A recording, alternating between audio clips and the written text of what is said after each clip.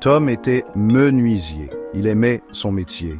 Chaque jour, il façonnait le bois avec passion.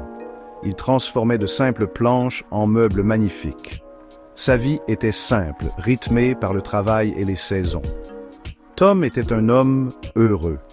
Il vivait dans une petite maison, entourée d'un jardin fleuri. Le chant des oiseaux le réveillait chaque matin. Tom appréciait la tranquillité de son existence. Il avait tout ce dont il avait besoin, ou du moins, c'est ce qu'il pensait. Un jour, une nouvelle famille emménagea dans la maison voisine. Tom remarqua immédiatement la fille, Eva. Elle était belle, avec de longs cheveux noirs et des yeux pétillants. Tom en tomba amoureux au premier regard. Ils se voyaient de souvent, partageant des moments simples et agréables. Ils parlaient pendant des heures, se promenaient dans la forêt. Rapidement, leur amitié se transforma en amour. Tom demanda Eva en mariage et elle accepta avec joie. Après un mariage joyeux, Tom et Eva commencèrent leur vie commune. Tom était aux anges, mais il remarqua vite un comportement étrange chez sa femme. Eva refusait catégoriquement d'entrer dans la cuisine. « J'ai peur de la cuisine », disait-elle, les yeux grands ouverts. « Il y a des esprits maléfiques qui rôdent ici. » Tom trouvait cela absurde. Il essayait de la rassurer, mais en vain. Eva restait terrorisée. Les jours passaient et Eva ne cuisinait jamais. Tom se retrouvait à préparer les repas, lui qui n'avait jamais touché à une casserole.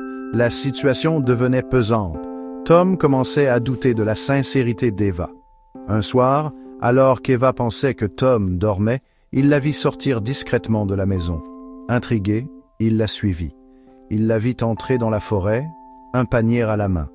Que faisait-elle à cette heure tardive? Section FIV, le piège tendu. Une soirée hantée au cimetière. Le lendemain, Tom décida de tendre un piège à Eva. Il fit courir le bruit qu'il partait pour un long voyage.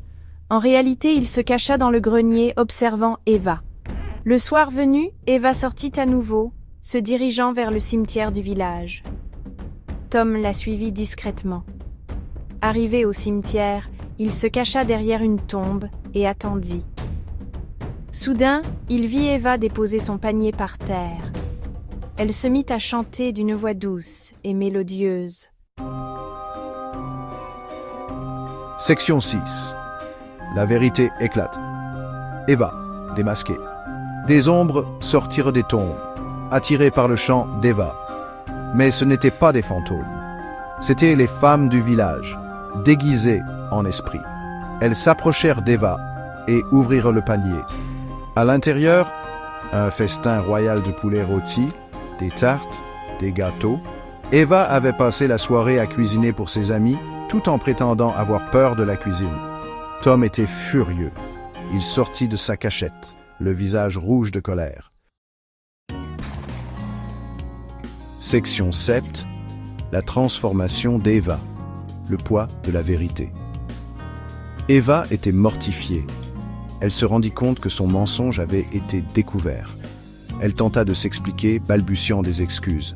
Tom, blessé et déçu, l'écoutait à peine.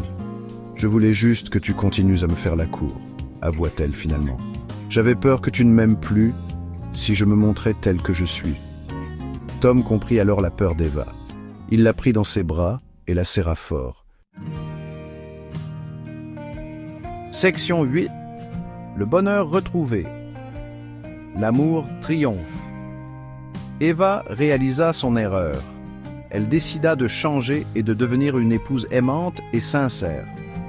Le lendemain, elle prépara un délicieux petit déjeuner pour Tom. C'était le début d'une nouvelle vie. Tom était heureux de retrouver sa femme. Il avait appris qu'il était important de se montrer tel que l'on est, sans artifice. L'amour vrai pardonne tout, même les plus grosses bêtises. Section 9. Conclusion, le courage d'être soi-même. L'histoire de Tom et Eva nous rappelle que la vérité finit toujours par éclater. Il est important d'être honnête avec soi-même et avec les autres, même si cela fait peur. Le véritable amour se nourrit de sincérité et de confiance.